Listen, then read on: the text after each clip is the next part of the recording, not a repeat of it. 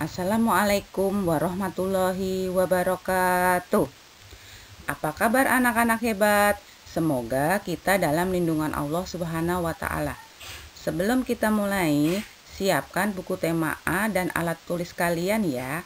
Jika sudah siap, mari kita awali dengan membaca basmalah. Bismillahirrahmanirrahim. Pada pertemuan pertama ini, Ibu akan menyampaikan materi tentang ide pokok atau gagasan pokok atau gagasan utama. Yang pertama yang akan Ibu bahas yaitu tentang pengertian. Apa yang dimaksud dengan gagasan pokok? Gagasan pokok adalah ide dasar atau sebuah inti pembahasan yang tertulis di dalam paragraf. Mungkin istilah singkatnya adalah inti dari sebuah paragraf. Berikutnya adalah letak gagasan pokok. Letak gagasan pokok yang pertama terletak pada awal kalimat. Pada awal kalimat disebut paragraf deduktif, sedangkan gagasan utama yang terletak pada akhir kalimat disebut paragraf induktif. Dan yang ketiga yaitu gagasan utama yang terletak pada awal dan akhir kalimat disebut paragraf campuran.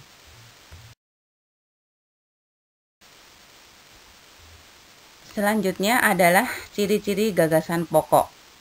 Ciri-ciri gagasan pokok yang pertama biasanya terdiri atas satu kalimat utuh yang berdiri sendiri. Kemudian ciri yang kedua, dibentuk tanpa kata sambung atau transisi. Yang ketiga, tersusun atas topik permasalahan utama yang dapat dijelaskan lebih lanjut. Dan ciri yang keempat, memiliki kalimat yang jelas tanpa dihubungkan dengan kalimat lain.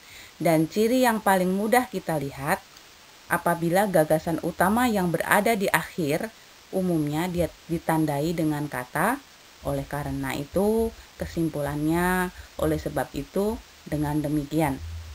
Itu adalah ciri yang paling mudah. Selanjutnya, bagaimana cara menemukan gagasan utama atau gagasan pokok? Yang pertama yaitu dengan cara membaca dengan cermat. Kita tidak perlu membaca fokus keseluruhan dari sebuah bacaan, namun kita hanya perlu mengetahui apa yang dibahas dari paragraf yang kita baca dengan cara memilih mana yang tidak menjelaskan kalimat lain. Kemudian cara yang kedua yaitu menemukan kalimat utama. Kita dapat menemukan kalimat utama dengan membaca cermat terlebih dahulu sebuah paragraf sebelum menentukan kalimat utamanya.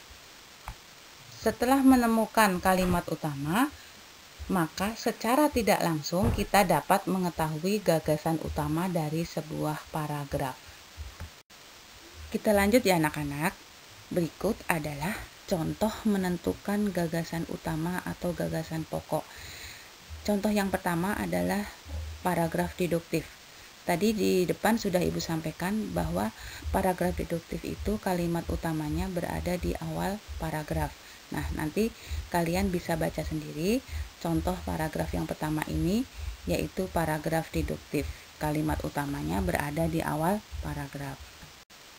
Contoh yang kedua yaitu paragraf induktif. Kalian bisa baca pada paragraf tersebut kalimat utamanya terdapat pada akhir kalimat, yaitu kalimat yang dicetak miring. Nanti kalian bisa baca sendiri ya anak-anak ya. Contoh yang ketiga yaitu paragraf campuran.